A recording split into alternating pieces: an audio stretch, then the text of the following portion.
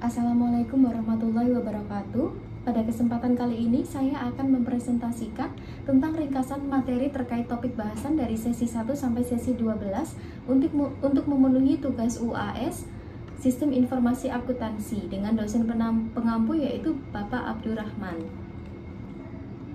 Untuk sesi pertama, pengantar mata kuliah RPL yaitu yang pertama tentang kebutuhan informasi dan proses bisnis. Data adalah sebuah fakta yang dikumpulkan, disimpan, dan diproses oleh sistem informasi. Dalam bisnis, perlu mengumpulkan beberapa jenis data seperti aktivitas penjualan, tanggal, jumlah, total, dan lain-lain. Sedangkan informasi adalah data yang dikelola dan diproses untuk memberikan arti dan memperbaiki proses pengambilan keputusan. Yang kedua, yaitu mempelajari tentang sistem informasi sebagai penambah nilai untuk organisasi, di mana SIA yang didesain dengan baik dapat menambah nilai untuk organisasi dengan cara sebagai berikut. Yang pertama, ada meningkatkan kualitas dan mengurangi biaya produk atau jasa. Yang kedua, meningkatkan efisiensi. Yang ketiga, berbagi pengetahuan. Yang keempat, meningkatkan efisiensi dan efektivitas rantai pasoknya. Yang kelima, meningkatkan struktur pengendalian internal, dan yang keenam ada meningkatkan pengambilan keputusan. Lalu yang ketiga yaitu SIA dan strategi perusahaan. Akuntansi adalah proses identifikasi, pengumpulan dan penyimpanan data serta pengembangan, pengukuran dan komunikasi informasi.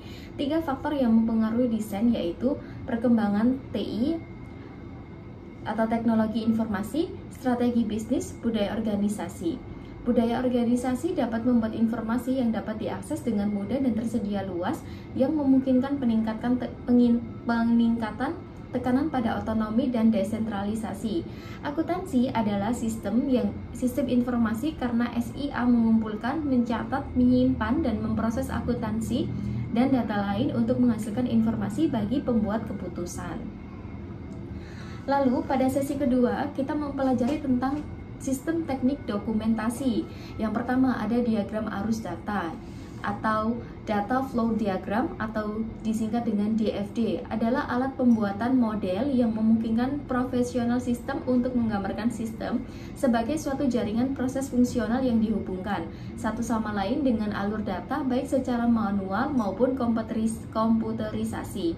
Yang kedua, kita juga mempelajari tentang flow chart atau bagan alir, yaitu merupakan penyajian grafis dari sistem informasi dan sistem operasi yang terkait.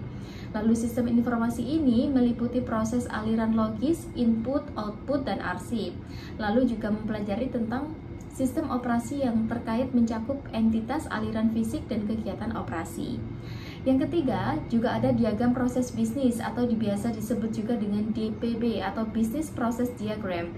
Adalah cara visual untuk menjelaskan langkah-langkah atau aktivitas yang berbeda dalam proses bisnis. Misalnya, ada banyak aktivitas dalam siklus pendapatan, diantaranya adalah menerima pesanan, memeriksa kredit pelanggan, memverifikasi ketersediaan inventaris, dan mengkonfirmasi penerimaan pesanan pelanggan. Ataupun ada dalam siklus aktivitas pengeluaran yang meliputi pengiriman barang yang dipesan, penagihan ke pelanggan, dan seterusnya.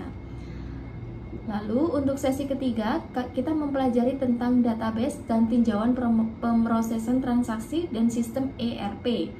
Yang pertama ada basis data dalam SIA. Pendekatan basis data dapat ditinjau dari beberapa sudut pandang. Misalnya bagian kredit dapat memandangnya sebagai data piutang, bagian penjualan dapat memandangnya sebagai data karyawan dan sebagainya.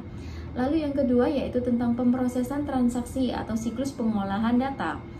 Arus transaksi pendapatan atau revenue cycle mencakup kegiatan penjualan barang atau jasa yang merupakan faktor output untuk perusahaan. Lalu ada arus transaksi atau pengeluaran atau expenditure cycle, yaitu mencakup kegiatan pengadaan, ketersediaan atau inventory seperti bahan baku, barang dagangan, bahan pembantu, termasuk biaya faktur input. Lalu ada juga arus transaksi investasi modal atau keuangan, yaitu mencakup aktivitas penerimaan dan pengeluaran uang sebagai akibat dari pendapatan pengeluaran yang diproduksi. Lalu ada arus transaksi produksi atau konversi, aktivitas utama mengelola bahan baku menjadi barang jadi atau yang disebut juga dengan proses produksi. Selanjutnya untuk yang ke sesi keempat, kita telah mempelajari tentang sistem pengendalian internal atau SPI. Pengendalian berguna untuk mengurangi exposure. Analisis exposure dalam suatu organisasi sering berhubungan dengan konsep siklus transaksi.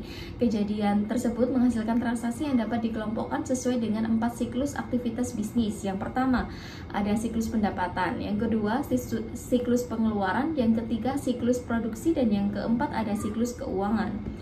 SPI adalah kumpulan dari pengendalian intern yang terintegrasi, berhubungan dan saling mendukung satu dengan lainnya. Lalu ada elemen SPI. Lingkungan pengendalian adalah kondisi yang dibangun dan diciptakan dalam suatu organisasi yang akan mempengaruhi efektivitas pengendalian. Kondisi lingkungan kerja dipengaruhi oleh beberapa hal, yaitu adanya penegakan integritas dan etika seluruh anggota organisasi yang sesuai dengan kebutuhan. Lalu untuk selanjutnya kita mempelajari sesi 5, yaitu tentang pengauditan sistem informasi berbasis komputer. Yang pertama, sifat pengauditan, yaitu ada perencanaan audit dan pengumpulan bukti audit. Pengumpulan bukti audit ini seperti observasi atas aktivitas operasi, pemeriksaan atas dokumentasi, diskusi dengan para pegawai, kuesioner, pemeriksaan fisik atas aset-aset, konfirmasi pihak ketiga, melakukan ulang atas prosedur-prosedur, memeriksa bukti pendukung atau vouching atas dokumen sumber, tinjauan analitis, dan penarikan sampel audit. Yang kedua, ada audit sistem informasi, yaitu mempelajarinya, yaitu tujuan dari sebuah audit sistem informasi adalah untuk memeriksa dan mengevaluasi pengendalian internal yang melindungi sistem. Lalu berikut adalah hal-hal yang perlu diperhatikan oleh auditor sistem informasi dalam melakukan audit. Yang pertama yaitu ketentuan keamanan untuk melindungi peralatan komputer, program komunikasi, dan data-data dari akses, modifikasi, atau penghancuran yang tidak diotorisasi. Lalu pengembangan dan akuisisi program dilakukan sesuai dengan otorisasi umum dan spesifikasi manajemen. Yang ketiga ada tentang perangkat lunak audit. Lalu yang keempat ada audit operasional. Selanjutnya sesi ke-6 yaitu kita mempelajari tentang strategi pengembangan dan desain SIA, implementasi dan operasi sistem. For your information saja ya guys, untuk sesi 6 dan sesi 9 ini sama judulnya, yaitu strategi pengembangan dan desain SIA, implementasi dan operasi sistem. Yang pertama mempelajari tentang pengembangan sistem, analisis kelayakan dan analisis sistem.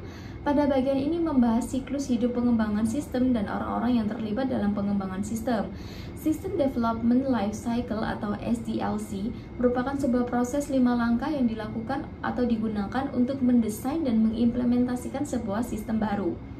Lalu yang kedua, membeli perangkat lunak. Perangkat lunak SIA adalah software yang digunakan untuk mengatur dan mengelola setiap akuntansi dalam suatu bisnis, termasuk di dalamnya adalah perhitungan pajak hingga laporan keuangan perusahaan dengan cara yang akurat. Yang ketiga ada prototyping, merupakan sebuah pendekatan desain sistem yang berada dalam suatu model kerja yang disederhanakan yang tengah dikembangkan. Prototype membantu mengetahui kebutuhan pengguna dan membantu para pengembang serta pengguna membuat keputusan desain konseptual dan visi. Yang keempat yaitu desain sistem fisik. Dalam tahap ini komponen-komponen fisik sistem informasi ditentukan secara rinci sehingga implementasinya dapat dilakukan dengan lancar. Persyaratan sistem harus dirumuskan kembali secara rinci sehingga dapat dijadikan dasar penentuan jenis perangkat lunak dan perangkat keras yang dibutuhkan. Sesi 7, kita telah mempelajari tentang siklus pendapatan dan pengeluaran kas SIA. Mengenal siklus pendapatan, yaitu terbagi menjadi 2. Yang pertama ada entry pesanan penjualan, yang kedua ada pengirim. Lalu ada penagihan piutang usaha, penagihan kas. Yang kedua, kita mengenal juga tentang siklus pengeluaran. Siklus pengeluaran yaitu rangkaian kegiatan bisnis dan operasional pemrosesan data terkait yang berhubungan dengan pembelian serta pembayaran barang dan jasa. Tujuan utamanya yaitu untuk meminimalkan berapa biaya total memperoleh dan memelihara persediaan, perlengkapan, dan berbagai layanan yang dibutuhkan organisasi supaya berfungsi dengan baik. Yang ketiga ada siklus pengeluaran atau spending cycle atau expenditure cycle, adalah rangkaian kegiatan bisnis dan operasional pemrosesan data terkait yang berhubungan dengan pembelian serta pembayaran barang dan jasa. Baik. Selanjutnya, sesi yang ke-10 kita juga telah mempelajari tentang siklus produksi, yaitu aktivitas bisnis yang berulang dan operasi pemrosesan data yang terkait dengan pabrikasi suatu produk. Lalu yang kedua tentang kegiatan dalam siklus produksi. Yang ketiga, pengendalian siklus produksi.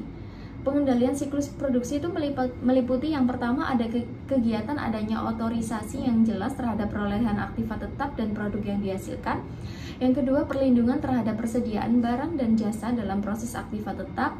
Yang ketiga, pencatatan terhadap transaksi siklus produksi yang dilakukan secara valid. Yang keempat, yaitu tentang adanya perlindungan dan pemeliharaan dari pencurian terhadap catatan penting siklus produksi. Yang sangat berpengaruh adalah di mana siklus produksi dapat dilakukan secara efektif dan selektif. Pada sesi 11 kita mempelajari tentang sistem informasi siklus SDM atau MSDM. Tujuan utama ini yaitu siklus manajemen sumber daya melancarkan pertukaran kas dengan karyawan untuk jasa yang dibutuhkan. Sehingga siklus tersebut berpusat pada pembayaran karyawan atau biasa dikenal dengan siklus penggajian. Yang kedua, informasi yang dibutuhkan dalam siklus MSDM yaitu ada berapa jumlah karyawan untuk mencapai sasaran strategis perusahaan, siapa saja pegawai yang memiliki keahlian khusus, keahlian mana yang masih langka dan harus ditambah, dan lain sebagainya. Untuk fungsi dasar SIA pada HRM atau payroll cycle adalah yaitu proses data transaksional tentang aktivitas tenaga kerja. Lalu selanjutnya ada mengamankan aset organisasi. Dan yang terakhir ada menyediakan informasi untuk pengambilan keputusan. Untuk sesi yang terakhir, sesi 12, kita telah belajar tentang sistem buku besar dan pelaporan. Mengenal sistem buku besar dan pelaporan merupakan dua sistem yang mempunyai interdependensi operasional sehingga keduanya dipandang sebagai satu sistem tunggal, yaitu sistem buku besar pelaporan keuangan. Sistem buku besar dan pelaporan mencakup proses-proses di tempat untuk mempengaruhi akun baru buku besar dan menyiapkan laporan yang merangkum hasil kegiatan organisasi. Lalu fungsi utama buku besar dalam pelaporan dalam SIA yaitu memberikan informasi mengenai transaksi reguler, aktivitas pembiayaan dan investasi, jumlah anggaran, dan ayat jurnal penyesuaian. Dan yang terakhir, kita telah mempelajari tentang laporan keuangan. Dalam pembuatan laporan keuangan, laporan laba rugi pertama dibuat dengan menggunakan data dari saldo akun pendapatan dan biaya di neraca saldo disesuaikan. Lalu aktivitas ini membutuhkan ayat jurnal penutupan yang menolkan semua akun pendapatan dan pengeluaran serta memindahkan laba bersih atau kerugian ke laba yang ditahan. Baik, itu saja yang dapat saya sampaikan dalam presentasi kali ini. Apabila ada kurang lebihnya saya mohon maaf. Terima kasih dan sampai jumpa di lain kesempatan. Bye-bye.